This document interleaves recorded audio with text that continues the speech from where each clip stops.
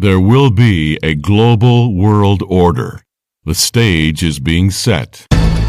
Highnesses, Excellencies, ladies and gentlemen, a very, very good morning on what is the first official day of World Government Summit here at Dubai Expo 2020.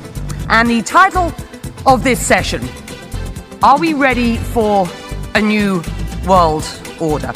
Welcome to Understanding the Times Radio with Jan Markell, Radio for the Remnant, brought to you by Olive Tree Ministries. Today, Jan spends the hour with Gary Kaw, who has tracked the rush to globalism for 35 years.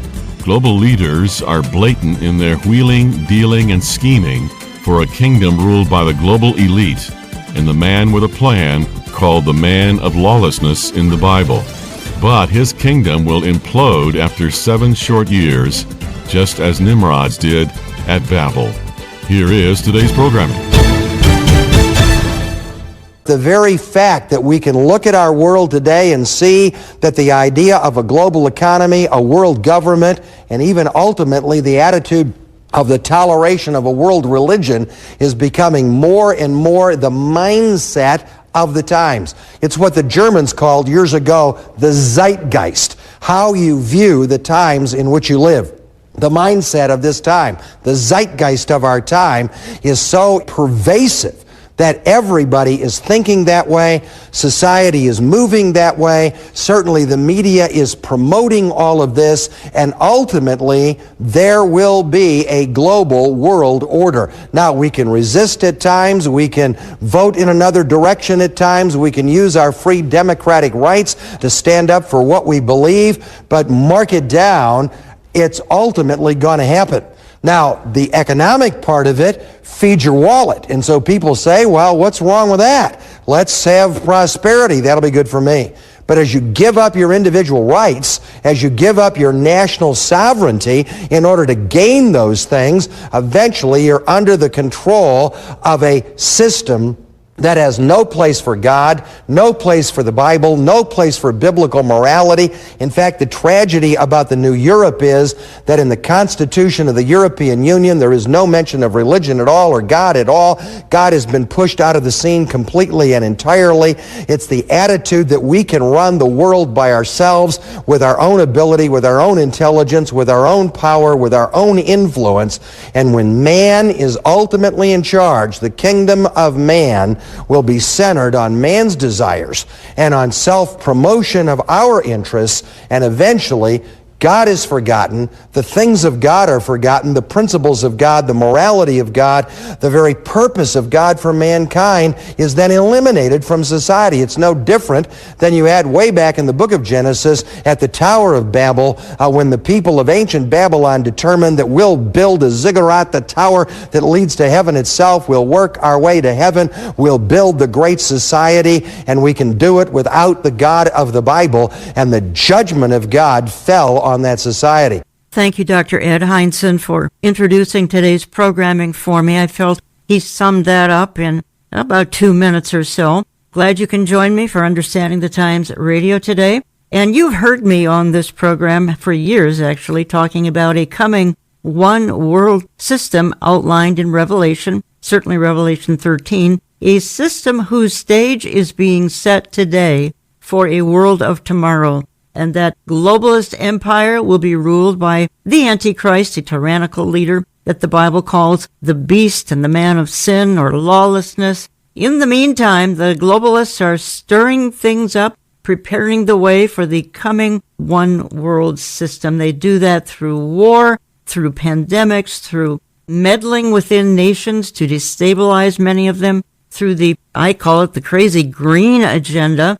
And another topic I want to hit this particular hour with my guest, who I'm bringing on in just a few seconds here, would be the fact that the FBI has been suggesting that you may be anti-government, you may be an extremist if you've purchased a Bible, if you shopped at Dick's Sporting Goods or Bass Pro Shops, if you use the term MAGA or Trump. So what kind of an invasion of privacy is this that we're going to be talking about, because it's on everyone's mind, particularly those who are analyzing our times. One who has documented this for over 30 years as Gary Kaw. He joins me today to look at the rush to one-worldism. He was also a speaker at 2 of my annual conferences here in the Twin Cities, and he is an author. We'll say more about that in a moment, but in the meantime, Gary, welcome back to Understanding the Times. Hi, Jan. It's a pleasure to be with you. As Dr. Heinzen said in that opening clip, people will give up rights to gain some things, and eventually society will even, as you know, give up cash for digitized system of money. People will trade convenience for security. And this is not the beginning. This has been going on for 30 years or more, as you have documented, correct? That's right. I first learned about it in the early to mid-1980s when I was traveling overseas doing work with our embassies and international trade promotion, and I was surprised at that time how many of the people I met held a globalist worldview. It seemed to me like some of them in the State Department already back then would have been more loyal to an empowered UN than to the United States, and that threw up some major flags because, as you know, with my background, my father at age 12 fled from the communists, and at age 13 fled from the Nazis. My mother grew up under Hitler in Germany with family that was very much opposed to Hitler, so they had their share of stories that they went through. And I grew up hearing about all this, being born over here, but at family gatherings, seeing what my family went through, and then now all of a sudden I'm in this government position, and I'm hearing talk from these people who are essentially globalists, and the one thing that they held in common was that they were not very fond of Bible-believing Christians, nor politically conservative Jews or Christians or Israel, and that threw up more flags.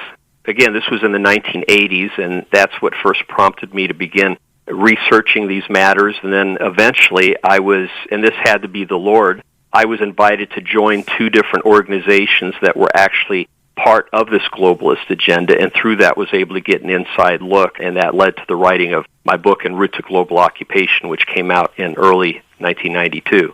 So who is speeding all of this up? Which organizations, could you name half a dozen of them?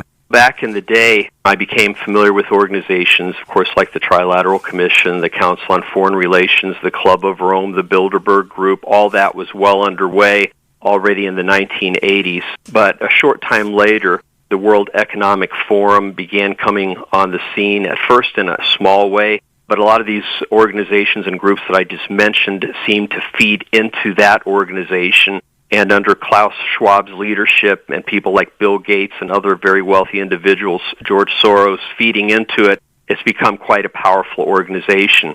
So they have really rallied around the UN, seeking UN empowerment.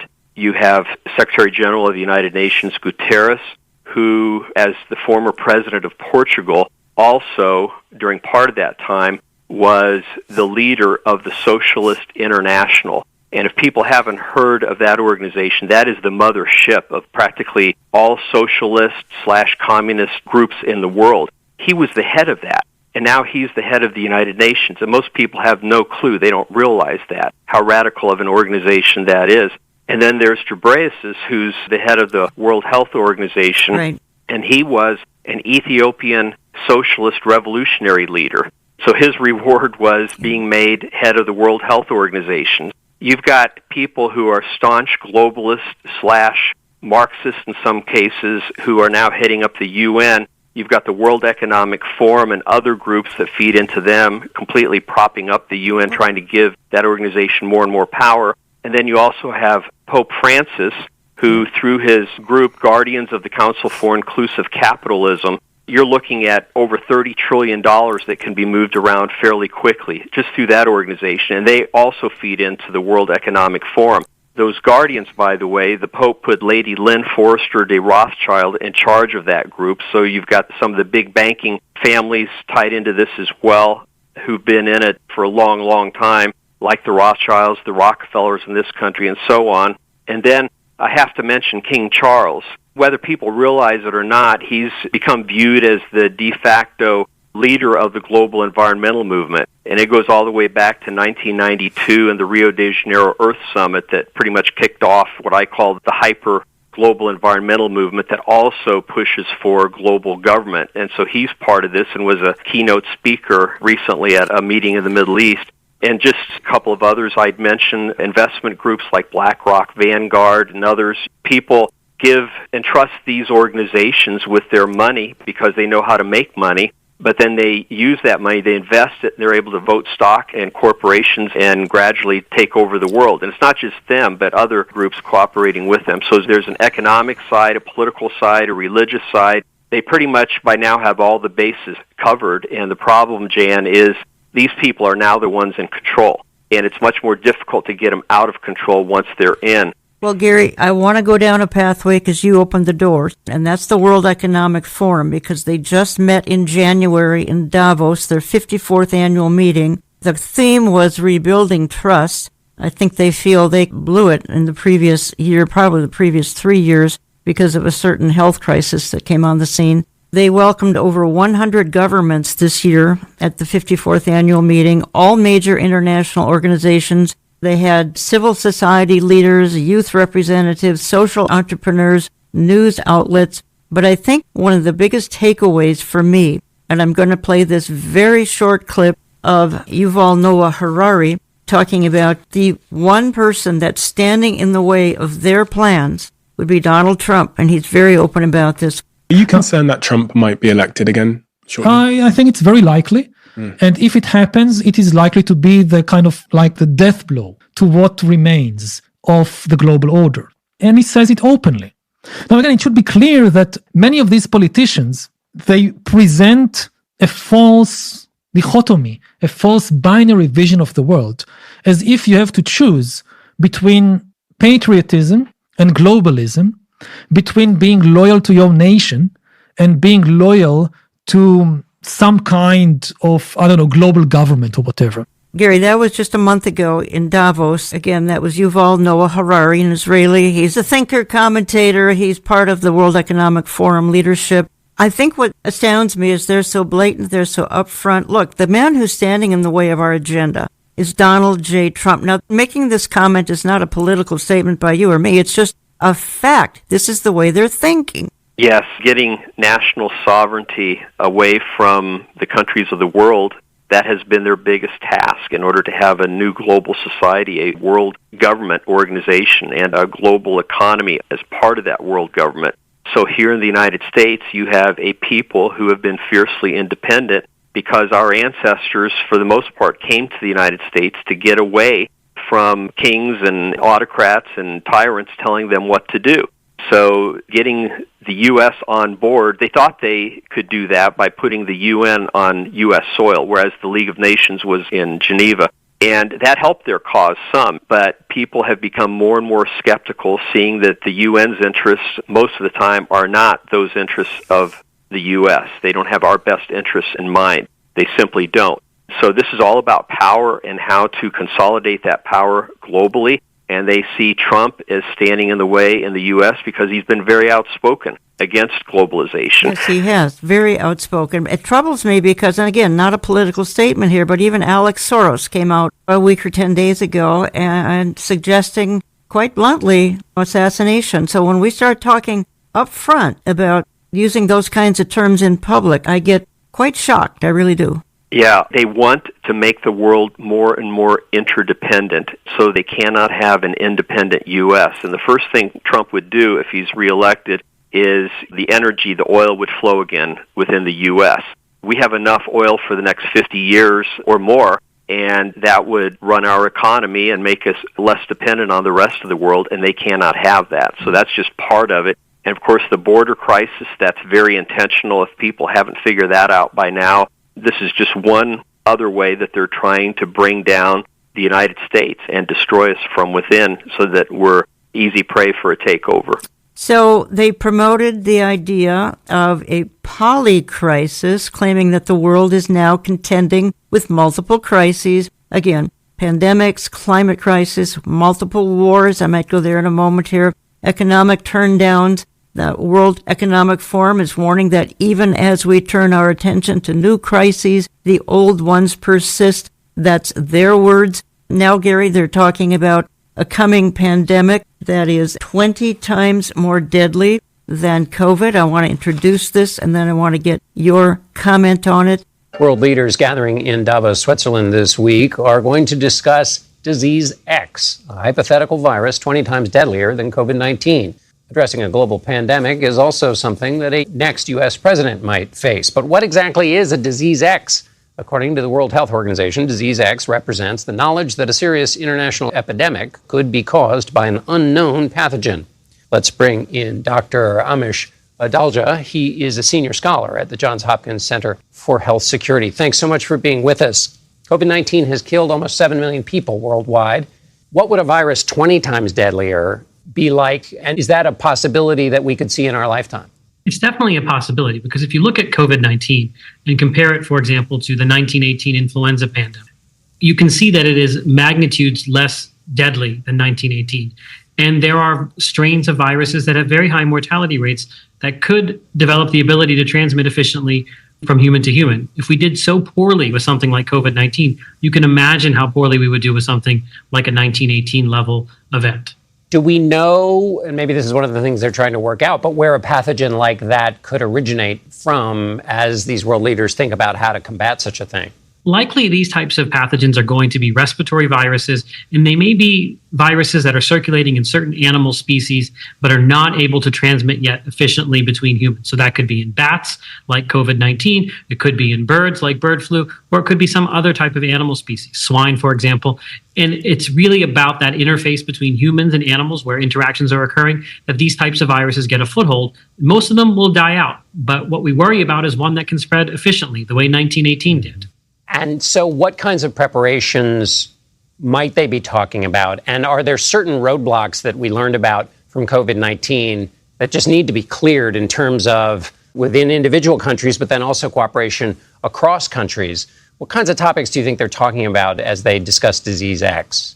The whole idea of Disease X is about being proactive, to look at the myriad types of viruses that can infect humans and kind of narrow in on certain viral families that are most likely to harbor a pandemic pathogen and start working in those families, even if we don't know which member of those families, or even if it's an unknown member of those families, might cause the next pandemic or epidemic. So that means thinking about what do you need to do to make a vaccine? What are the antiviral targets? What type of diagnostic tests do you need to have in place? Should we be doing wastewater monitoring? All of those types of questions are being contemplated in the effort to be proactive. You're listening to Understanding the Times Radio. I'm Jan Markell. I have on the line from Indiana, Gary Kah. He's been monitoring the rush to the one world system for well over 30 years now. He's got wonderful books. Find them at GaryKah.org, spelled K-A-H, GaryKah.org. Gary Kah, your thoughts on what I just played again. World Economic Forum. This was front and center on their agenda a month ago. A disease coming, Disease X, 20 times deadlier than COVID. Again, part of the polycrises going on in our world today that the globalists want to come in and solve. My first question when I listen to that, and I've heard that numerous times in the last few weeks, that this thing is going to be 20 times deadlier. How do they already know that? Unless there's something already in the offing that they're waiting for the right moment to spring on us. I know that sounds very conspiratorial, but how do they know that this thing is going to be 20 times deadlier? So they're already in advance trying to scare people to death and set the stage so that the World Health Organization will be able to move in and commandeer everyone in a way even more so than they attempted to do last time. There's so much to be said here, I don't even know where to begin. I know that your listeners are probably familiar with the push for a World Pandemic Treaty. Yes. Well, it's going to be the 77th World Health Assembly, and that is the lead part of the World Health Organization. And they're going to be convening at the end of May for the specific purpose of ratifying their global pandemic treaty. I found out just recently this has been in the making for at least 3 years, since March of 2021 that we know about, and maybe even before then. So the purpose of this is to give them special powers the next time a pandemic hits, and they'll be able to move much more quickly, shut things down more quickly, have more authority and power, and I believe ultimately use it in the name of health and prevention of spreading this virus. They will argue in favor of probably a personal QR code. That'll be part of one's digital ID. They'll say money is dirty. We need to do away with cash because it can spread the virus. Same thing with credit cards. So I think that's going to be part of this as well. There's the financial side. Ultimately, people have to understand it's all about control. So being aware of the globalist endgame in all of this, namely the implementation of a global governing system to control us. It seems to me that the powers that be will attempt to launch major crises, plural, on several fronts to facilitate this push into their new world order. Another health crisis alone, I don't believe will be enough this time, especially in the U.S., where people have been awakened to these tactics. I'm wondering, in fact, I wrote in an article recently, how would Americans respond to a triple play? What if a pandemic lockdown, an economic collapse or crisis of some type, and a crippling attack from Russia or Iran's proxies in our country were all to occur at the same time, in addition to all of the proposed draconian impositions related to climate change? And this, unfortunately, is not an unrealistic scenario given the current trajectory of our nation's policies through the deep state in Washington. You're absolutely right. Gary, I just want to go back to that conference coming up again in May, the World Health Assembly. That would be May 27th to June 1st, the spring. By the way, Michelle Bachmann was in attendance at the one in 2023. And again, Mr. Biden calls this an accord, so he can wield his powers and his executive orders and doesn't have to answer to Congress if it's called an accord. Again, it's planning for future pandemics and clamping down on them. The 77th World Health Assembly coming up this spring that Gary's referring to, it's in my notes that I wanted to cover because it's one of the upcoming globalist events that are on the agenda for 2024. Yeah, it would give the UN unprecedented power to enforce health mandates. Correct. So we don't want to see that happen, and people have got to be informed about this and put pressure on the Biden administration because they're still going to be in power. And from everything we know and that we've seen, we believe the Biden administration is going to be involved in promoting this because they've been involved throughout the process of drafting this treaty that they're calling an accord. So why would they oppose it if they've been front and center and helping to get it done up to this point? Let me just open a little different door here, and I made reference to it in my introduction. Get your perspective on it. I've got in front of me an article by John Whitehead. He's written on the website WorldNet Daily, WND.com. According to the FBI, he says, you may be an anti-government extremist if you've, 1, purchased a Bible or other religious materials, if you've used terms like MAGA and Trump, and I suppose this is what in emails, texts, whatever, anything that might be listened to. If you've shopped at Dick's Sporting Goods, Cabela's, or Bass Pro Shops, wonder what's there. Perhaps guns and weaponry? Purchased tickets to travel by bus, cars, or plane, all of the above, and the article goes on to say, in fact, if you selected any of those options in recent years, you're already on a government watch list. That's how broadly the government net is being cast in its pursuit of domestic extremists. We're all fair game now, easy targets for inclusion on some FBI watch list or another. Again, that's a partial article by John Whitehead on WND.com. Gary, your thoughts on this? This just blows me away because purchasing a Bible will now get us in trouble. Well, information is power, and if you want to control people, knowing everything about them and where they stand, it makes sense that these organizations who are now run more or less by globalists, unfortunately, including some of our intelligence organizations, they want to know who the conservative Bible-believing Christians are, those who would oppose a new world order that is very anti-Christian. Obviously, we don't want to see a world system come about that would persecute us and Jews and our independence as nations and try to take that away from us. Smart people who are in a battle, they size up their adversaries and want to know everything about them, and that's what they're doing as globalists right now. They want to know who has purchased what from these various stores like Dick's Sporting Goods, who went out and bought a gun in the months that followed January 6th or before even. And a lot of this began years ago, Jan. It's just we're more aware of it now, but this has gradually been coming on for decades. And our FBI used to be a solid organization. They were held in high esteem for being excellent crime fighters, and there are still a lot of good people in that organization, but increasingly people who are loyal to a globalist anti-U.S. agenda have risen through the ranks up to the top of that organization, and they surround the current president now. So Biden, even if he wanted to take a different path, other forces are leading the way. He's pretty much having to do what they say or else he'd be out of there because he's so blackmailable and corrupted. they could get rid of them very quickly if they wanted to, and he knows that. So he's doing their bidding and moving forward with an agenda that a few decades ago he may not have supported, but right now he doesn't have much of a choice. So that's unfortunately where our nation is at. So the last thing that these people want is for Trump to come into power and turn their agenda upside down. You're listening to Understanding the Times Radio. You can learn much more about Gary's outreach, books, etc. GaryKah.org.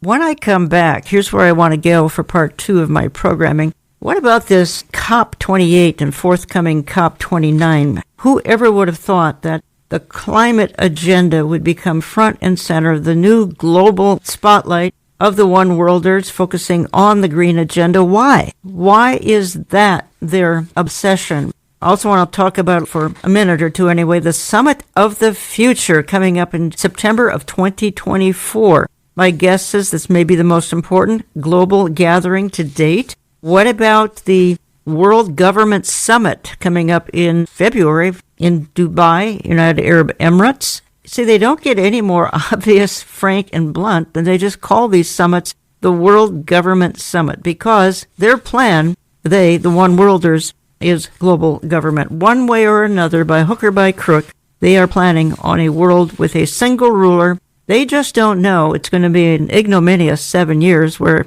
everything's going to fall apart, and that would be followed by Jesus' second coming and the establishment of the true New World Order, the millennial reign of Jesus Christ on earth for 1,000 literal years. I believe, my guest believes as well. I'm back in just a minute or two. Don't go away. We hope you'll stay in touch with us online through olivetreeviews.org. That's olivetreeviews.org. You can call us Central Time at 763-559-4444. That's 763-559-4444. Write us through the mail at Olive Tree Ministries and Jan Markell, Post Office Box 1452, Maple Grove, Minnesota 55311. That's Post Office Box 1452, Maple Grove, Minnesota 55311. In this age of deception and strong delusion, thank you for trusting Olive Tree Ministries and Understanding the Times Radio.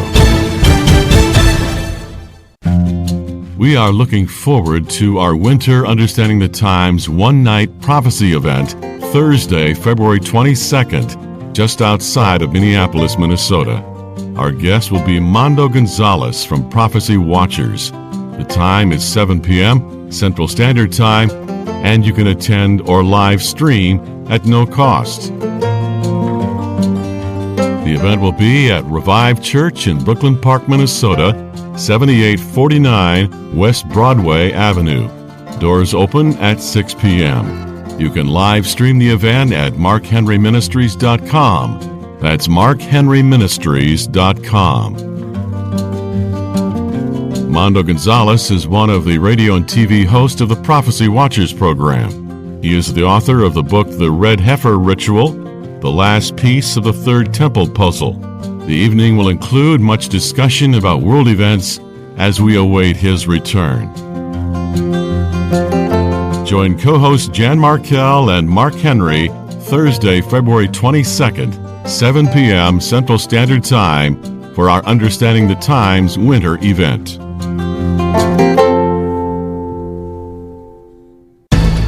Well, this is our moment now as Americans, as Christians, to rise up and take a stand and show the New World Order crowd that we aren't afraid of them, and we're going to stand for our freedoms and for the truth. We're not going to shy away from the gospel of Jesus Christ.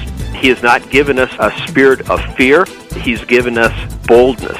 We know you can't always be by a radio, so if you miss a program, visit our website, olivetreeviews.org. That's olivetreeviews.org, and then go to radio, where we feature both the audio and video version of our program. You can also catch the program at oneplace.com, on our Rumble or YouTube channel, on all of our social media, and on his channel, Christian TV. Now, here are Jan Markell and Gary Kah to wrap up today's programming. Globalism is a word that's on everybody's lips these days. Years ago, you almost never heard the term, but today it's a household word, that we're a global community, a world village, that we all need to interconnect with one another. In fact, it's the reality of our times. Back in 1973, I was flying on a Delta jet. I pulled the Delta Sky magazine out of the rack, and I was reading an article about the coming cashless society of the future, way back then. It said the day will come that cash will almost be meaningless to people. Everybody will use a credit card. Some kind of cashless wireless transactions will be taking place. Money will be moved from one account to another automatically. This is going to be the wave of the future. Now they made it sound like it was all going to happen in the next 5 or 10 years, but in the next 30 or 40 years, it became a reality. We are living in a day and age unlike anything the world has ever seen before. And all of that change causes a lot of concern and a lot of questions, because the Bible clearly predicts the fact that in the end times, a sinister figure, the Antichrist, will control a global economy.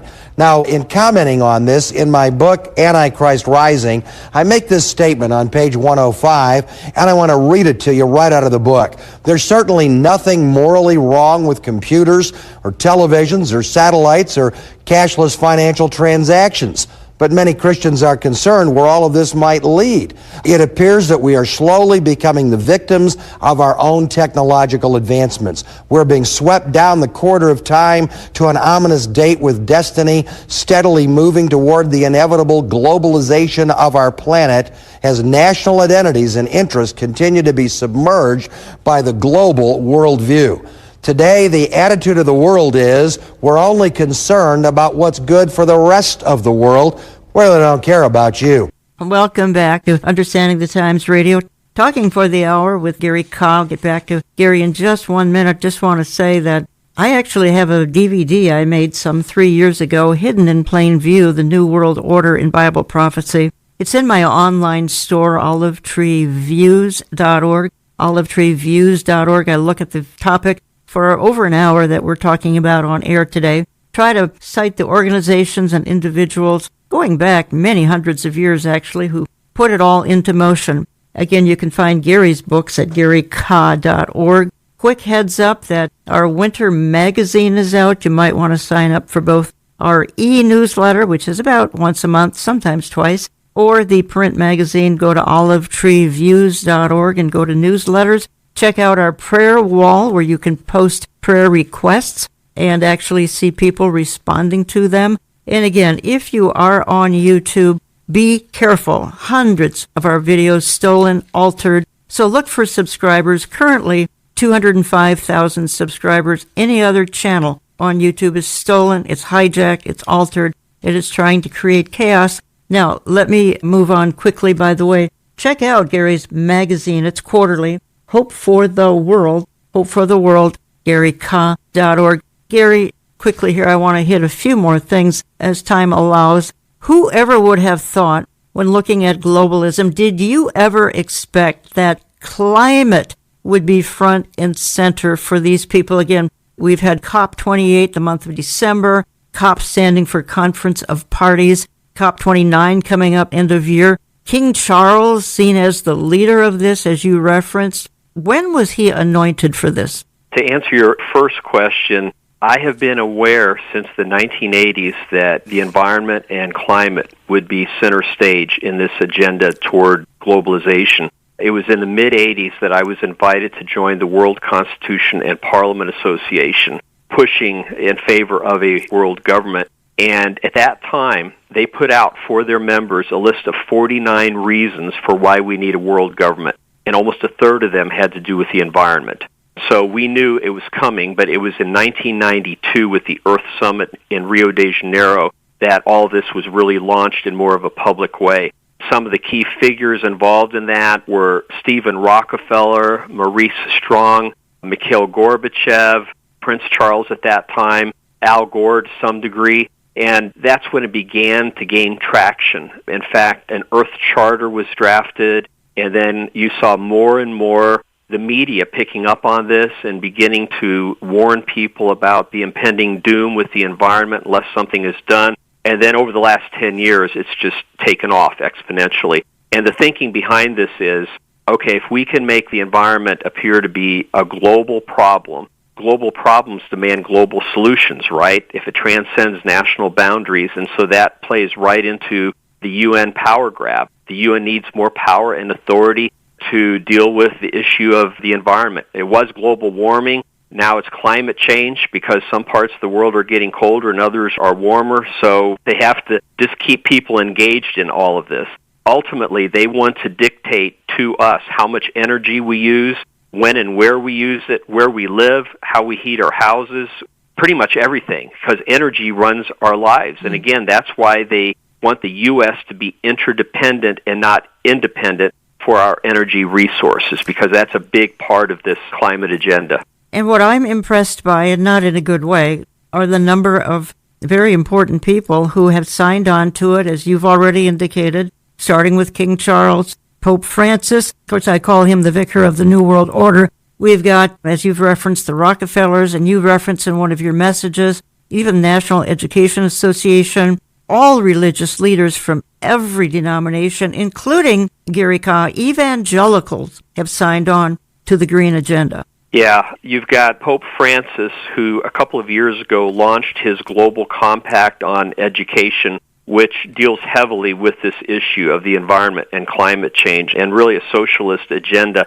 So the problem you have there is it doesn't stop with the Pope, because the World Council of Churches and the denominations represented through that organization, which, by the way, over the years has gotten a lot of its funding from the Rockefeller Foundation, they're all too happy to jump in and support this agenda. So you've got the leaders now of many of our mainline denominations front and center in promoting all of this. And to go back to the World Constitution and Parliament Association for a moment, back in the 80s when I was familiar with that group, Cynthia Waddell, who was the former president of the World Council of Churches, was an actual member who funneled into that organization that was just blatantly globalist. So again, this has been around for many years, just now it's more and more public, and these people realize that they can go public because they have so much support out there. We've got our 35 and under young people who are 70% or more globalists and socialists now in their political leanings. So if you're going to implement an agenda, at some point you have to go public with it. You can't keep it private forever, and that's what we're seeing now. They feel very confident and cocky. They believe they can pull this off, and they just need a few crises to help them accomplish their goals. It has turned into earth worship in some places, I think in part, including at these COP meetings, Conference of Parties, COP28 coming up, COP29 end of this year. Worship the creation rather than the creator. And a lot of this began, I think, 1970 was the first Earth Day. Obviously, this was all in the planning well before 1970, but then it's blossomed, and as you say, in the last 10 years, absolutely exploded, simply off the chart. Gary, another crisis that they're trying to suggest, in fact, is a crisis, and I hate to say it, we have got the threat of World War III on our doorstep. Just a quick clip here, very short, Dr. Mark Hitchcock addressing this, because we have potentially, it's starting in the Middle East, we've got one in Ukraine, we've got the potential between China and Taiwan. On today's program, I want to talk about wars and rumors of wars. What Jesus predicted over 2,000 years ago. Jesus, in his final great sermon there on the Mount of Olives, overlooking the Temple Mount area in the city of Jerusalem, he gave a litany of signs that will portend his coming. And in Matthew chapter 24, verse 6 and 7, Jesus said, "You will be hearing of wars and rumors of wars, for nation will rise against nation and kingdom against kingdom." And today we see exactly what Jesus predicted 2,000 years ago in Matthew 24. There are more and more wars and conflicts erupting everywhere and every day. And there's all kinds of rumors of wars or talks or threats of war across the world today. And that's what we want to talk about. I don't believe we're in a world war right now, but I believe our world is at war. And that's a great sign, I believe, that the coming of Christ is near. Gary, but the point is, I think, is that this is something that the one-worlders will use as the crisis that has to be controlled, preferably by a one-world government system. I believe their agenda to bring it in, they're going to need, as I mentioned earlier, multiple crises, financial, pandemic, but I believe to put it over the top, it will at the very least require the threat of a world war or possibly an actual world war, because people have to be so terrified and scared to death that they're willing to surrender many of their freedoms in order to march into this new world order, which will promise world peace. So when you look at the world right now, you've got the simmering Ukraine-Russia war, and you've got an expanding war in the Middle East. If Israel gets attacked by Hezbollah in a major way, we need to be watching that, because that would change everything, because Hezbollah is being supplied by Iran through Syria. So to stop the flow of weapons to Hezbollah, Israel would have to take some kind of action on Syria. And at that point, things would really get serious, because you've got Russian advisors in there. I learned through my best contact in Jerusalem, who has been dead on repeatedly. He's got 2 sons in the IDF. A few weeks ago, 10 Iranian generals took up positions in Syria. They're there calling the shots pretty much.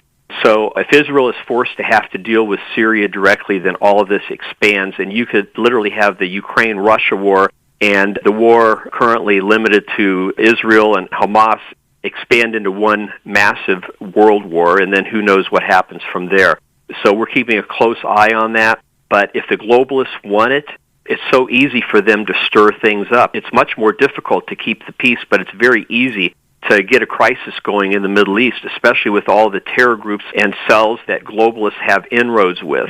I'm expecting this. I want to be wrong. Believe me, I know you do as well, but I see things drifting toward a global war, possibly even yet this year. We'll have to wait and see. And I do want to comment quickly while I think of it on a timetable. I was on another talk show a little bit less than 2 years ago, and afterwards a listener called in to the host and said, "I've got to talk to Gary. Can you please put us in touch with each other? It's extremely important."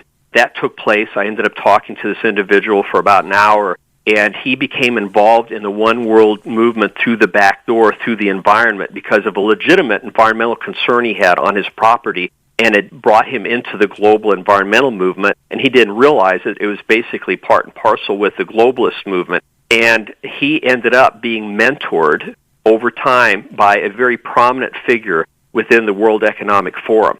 Just before I was on this program, he had lunch with this individual. And by the way, this new friend of mine, he's on our side, but he has stayed in these circles just to gather information.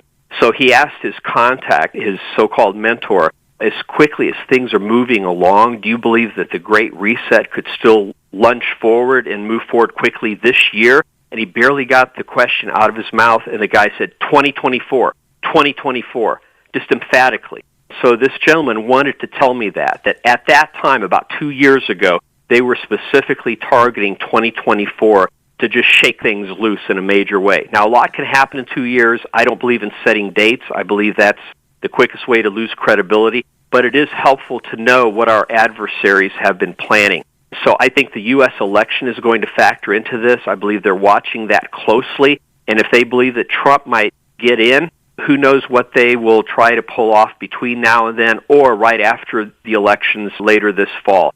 So something that all of us, all of your listeners, we need to be praying into this and informing people and just being very discerning and praying that the Lord would intervene. But apart from divine intervention, who knows what these people are going to try to spring on us sometime this year. You're listening to Understanding the Times Radio. Jan Markell talking to Gary Kah, and you can learn more at GaryKah.org. Look for his books posted at that website, and also check out his quarterly magazine. Another summit coming up, Gary, the Summit of the Future, September 2024. You suggest it's one of the most important global gatherings coming up. And you say prepare for global shocks. I think they're saying that. What kind of global shocks? We've probably talked about them here for the last 45 minutes. The UN website admits that one of the purposes of this upcoming summit is to, quote, put in place a stronger international response playbook for complex global shocks,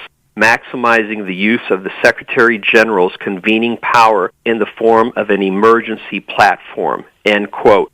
So if this materializes, it would give the UN unprecedented emergency powers on a global scale. It would take it up to the next level, and that's really what they want.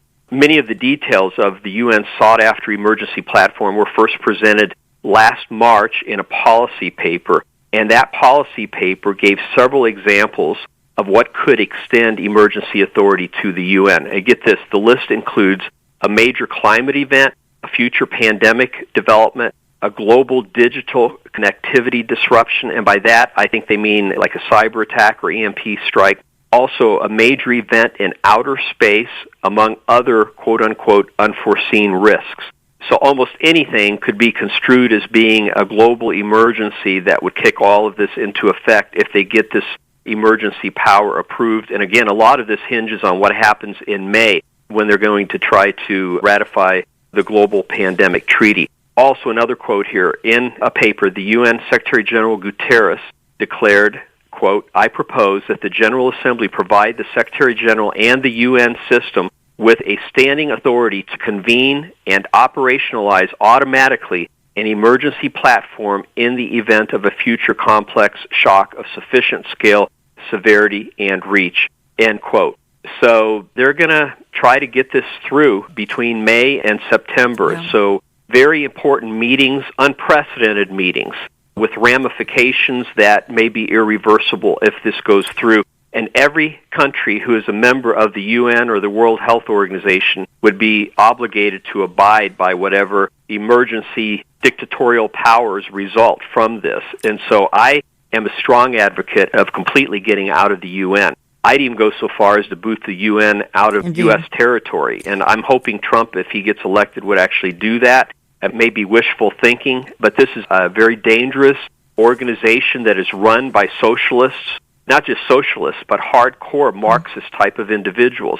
And why should we be funding them and marching to their drumbeat? A very dangerous thing for all Christians and Jews living in this country, and people of other religious faiths too, because who's to say they're not going to persecute you as well if you happen to not be supportive of their agenda. So this needs to be a concern to all of us. Well, then we've got another one coming up here very soon, the World Government Summit. World Government Summit. They're not even subtle about it, folks. World Government Summit coming up February 12th through 14th in Dubai, United Arab Emirates. I have clips from previous World Government Summits, and they're just openly talking about, well, let's go for our one world system. That's all they can think about in events like that. But Gary, what I want to do is save a few minutes for you to address what happened in Israel. You're very, very active in combating anti-Semitism. You're very involved with Israel, Aliyah, etc. And I have done programming here highlighting the increase in Aliyah to Israel since October 7th. Because Jews are realizing there's really no safe place in the whole world for them any longer. And you're a part of, I believe it's Ebenezer Operation Exodus. Give us your thoughts. I've got 7-8 minutes here that I want your perspective on all that's happened, particularly in light of growing anti-Semitism, etc. It's amazing how quickly all these people seem to come out of the woodwork. We've had 1,300 anti-Israel rallies in the United States since October 7th. 1,300. A lot of these aren't just protests, but they're borderline riots.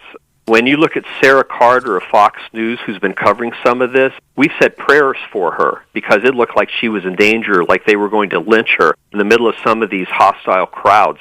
In fact, I was just down in Florida just 2 weeks ago, and both Sarah Carter and I spoke on a Sunday morning at an event speaking out on, it's more than anti-Semitism, it's just Jew hatred now. Yes. And these same people also hate Bible-believing Christians, and that's what a lot of Christians don't totally get yet. There's a saying in the Middle East, first the Saturday people, then the Sunday people, and there's a lot of truth to that because they know that Christians and Jews, we share the same Old Testament. We see God's hand, how he has worked through the Jewish people and has given us the New Testament, and we support Israel and its right to exist. So anything that is overtly anti-Israel and anti-Jewish ultimately also is going to come after Christians. And so if we understand that, we would take a much stronger stand than what I'm currently seeing. If all the churches in the U.S. got on this thing and suppressed those who are violently speaking out against Israel, I mean, literally calling for Israel's complete destruction and every Jew in the world being killed, that's what some of these chants are saying. If we don't take a stand now, all of this is going to come after us too, is what I'm trying to say. We're in a moment similar to Nazi Germany when Hitler was ascending to power and already had a lot of his people in place, and the German people were beginning to realize that, this might not be so good, but they were largely fearful to take a stand, and none of them thought it would get as bad as it eventually did. So too many people said nothing. Well, this is our moment now as Americans, as Christians, to rise up and take a stand and show the New World Order crowd that we aren't afraid of them, and we're going to stand for our freedoms and for the truth. We're not going to shy away from the gospel of Jesus Christ. He has not given us a spirit of fear. He's given us boldness. If we believe in Him, we can be courageous, we can be thoughtful and compassionate, but also be courageous and bold in fighting this hatred that we are seeing now that is part of this globalist agenda. Again, they want to scare us into accepting this New World Order. And the timing of what happened in Israel with the Hamas attacks, that was not a coincidence. That's part of trying to create World War III, if they can, and terrify and scare everybody into embracing their globalist agenda. So be praying for us, be praying for me too, because I've had opportunities come along that I've never had before to share in some of these meetings. In fact, I was just part of a task force meeting a few days ago titled Combating Anti-Semitism in the U.S. that was co-chaired by a friend of mine, Mario Bramnick, and he's doing his level best to call attention to this, and I was pleased with the response. I think people are beginning to wake up, but we need our Christian leaders and pastors to take a stand and not be afraid of losing their 501c3 status, but be bold in the pulpit. And if everybody was to be that way, they wouldn't be able to shut us down. You just said a whole lot there in your closing sentence that we need churches to take a stand, and some are thankful to those pastors who are taking a stand, but I get emails many a day, Gary Kaw, saying my church will not talk about any of this, will not pray for the situation in the Middle East right now, which, as you've just outlined, and as Mark Hitchcock is very open about outlining, some of the things going on a deeper level, Syria, Iraq, Iran getting heavily involved in some of those areas, the potential of Hezbollah unleashing unlimited tens and tens of thousands of sophisticated rockets, not these cheap things that Hamas is launching, but Hezbollah destruction could be overwhelming and catastrophic. And yet we have many churches not wanting to take a stand, not wanting to even publicly pray for this situation. I'm not sure how to light the fire under them because some of those problems are theological. The church is rooted in replacement theology and other theologies, amillennialism, etc., that does not see what's happening as relevant or important. We've been taking a strong stand in that area with our articles for that very reason. And I know you have too, Jan, and I so much appreciate that. That's really where the battle is being fought. And so many churches, a majority of America's mainline churches, don't see a role for Israel. They believe that any of the biblical prophecies are relegated to the past. They've already been fulfilled. God has nothing in mind for Israel or the Jewish people as a people group. So then they're going to be much less likely to take a stand on any of these things if that's where they're coming from. And that was the exact same situation that existed in Nazi Germany. That's right. And that's why Hitler was able to come in the way that he did. And now we're letting more and more people, even in our intelligence organizations, they're not doing anything. Where are they to take a stand against Jew hatred in the United States, to stop some of these protests that are violent? In my opinion, if you're out there protesting in favor of a terrorist organization, that makes you an accomplice to terrorists. I mean, our agencies would have every right to crack down on these people when they're calling on the death to Jews and in some cases Christians, but they're not doing that. So it's up to the Christian leaders, those of us who are out there who aren't afraid to take a stand. We've got to do it now or never. Well, the silence has been deafening. It really has. I'm not sure how to light the fire. Again, some of the problems, heavily the problems, are rooted in theology, so therefore it's hard to get those who do not see the whole picture here from what we would call the proper theological viewpoint to get really involved. I think that would take an absolute miracle. Theology is important, Gary. It's just so important. Where we go to church is so important. If they're compromising, I think it's time to move on. Amen. And I think some people are doing that. Yes, they are. I know that all the fallout from COVID, I noticed, created a shift of people leaving certain churches and going to other churches that weren't afraid to take a stand on the truth. And so it's up to us ultimately. And God is a sovereign God, but He watches us. And if we want to serve Him and follow Him and be obedient to Him in repentance, He can intervene and He can push back timetables. But if we as a people group snub our noses at God, don't do anything, don't take a stand, don't read our Bibles, and don't carry out our Christian duties and what the Bible calls us to do to be salt and light, then things are going to play out, and we shouldn't be surprised by that. Check out Gary's books at garyka.org. Again, if you're interested in my DVD, it is about 3 years old, Hidden in Plain View, The New World Order in Bible Prophecy. Find that at olivetreeviews.org, olivetreeviews.org, and go to our online store. Gary Ka, thank you for all you do, and thank you for being so blunt today. I really appreciated the truth talk that you've been giving us here for the last hour, and I know my audience is going to be praying for you. You are on the front lines. So this ministry is as well, but I guess we were called for such a time as this. I hope you'll hang in there. Amen. We'll do our best with God's help. Thank you so much, Jan. Going out of the program, let me just say this, that there really is a new world order, a rush to a one-world system that will unite the globe as one. But the Bible outlines a perfect one that is on its way. It's called the millennium. When the lion and the lamb and the wolf, well, they're all in one accord. And when Jesus is on his throne in Jerusalem, and that is followed by the very best new world order imaginable, the new heavens and the new earth. I want to thank you for listening, and we'll talk to you again next week.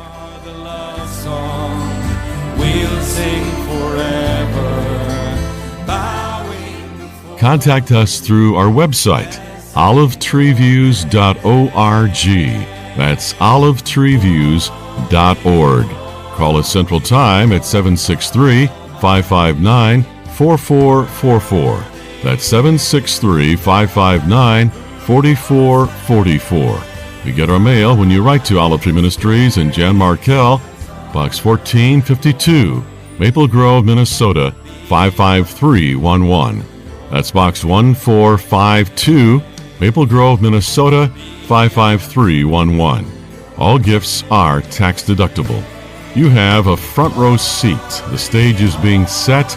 The players are in their place. The last act of the church age is being prepared just so everything can fall into place.